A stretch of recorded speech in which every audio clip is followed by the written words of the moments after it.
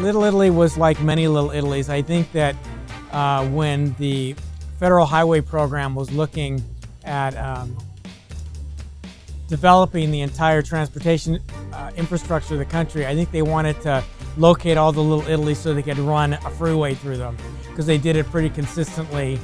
And when Interstate 5 came through in the early 1960s, that was the first of three major blows that hit this Little Italy community at this point. This was the historic foundation of all Italian Americans coming in and out of Southern California. This was their base. This was their portal of entry.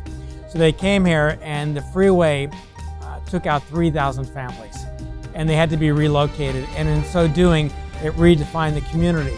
The second blow to Little Italy was when the federal government passed dolphin safe and porpoise safe tuna. So the entire fleet, which was based here at this intersection of Indian Date Street and about 400 to 500 yards west of here, had to relocate the canneries as well as the tuna seiners to the Western Pacific. And that completely devastated the economy of Little Italy.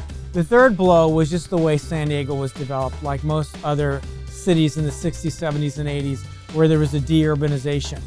And as families made enough money in Little Italy, the houses were small, the housing stock was small, they moved out and they moved to the suburban areas of San Diego. So when you look here in Little Italy in the mid-1980s or late 1980s, there wasn't a lot left here. There were about 13 Italian-American owned and operated businesses here in Little Italy.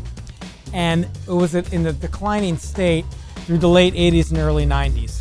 The one thing that was the constant in Little Italy all throughout the last 100 years of its history was Our Lady of the Rosary, which was a national Catholic Italian-American church.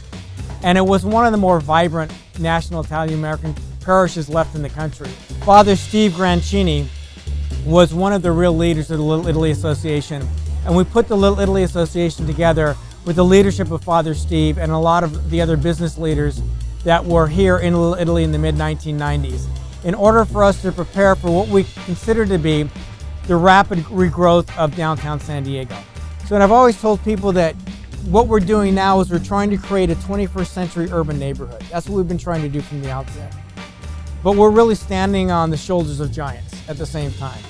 So when we do the work that we do, we try to take the best of the 21st century in the United States and combine it with the old world charm of what the immigrants brought to this area. Can we build this piazza by this new development? Can we landscape this street that has no landscaping?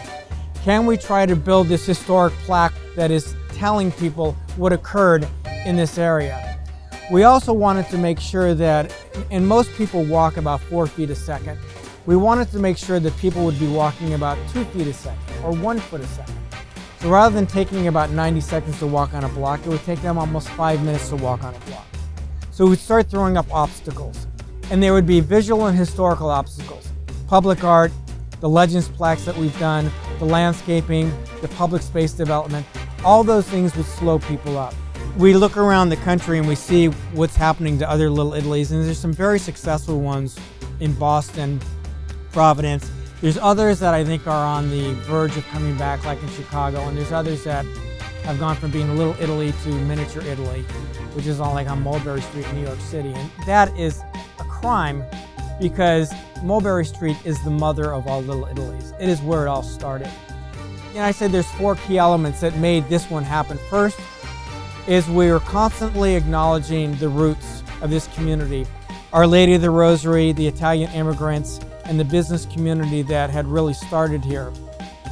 Secondly, we understood we needed a sustainable budget, so we created a business improvement district and later a community benefit district. Today our budget's $2 million. It took 15 years to get to that point, but it'll be $3 to $4, $5 million in the next few years, because we're serious about this.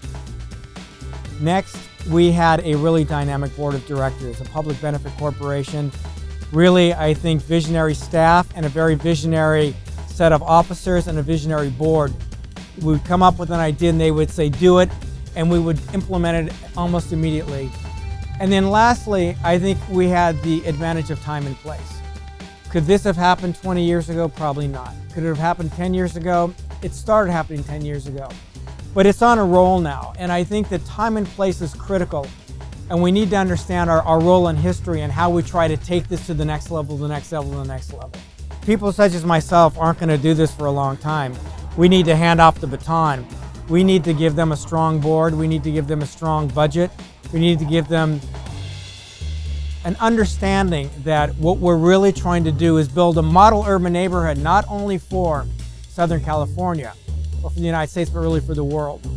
How do we take the best of technology and combine that with this old world knowledge and the faith and spirit that exists in this community, and really demonstrate, I think, to the world how we should run cities and do this as efficiently, as community-minded, as oriented towards neighborhood, spirit, and culture as possible.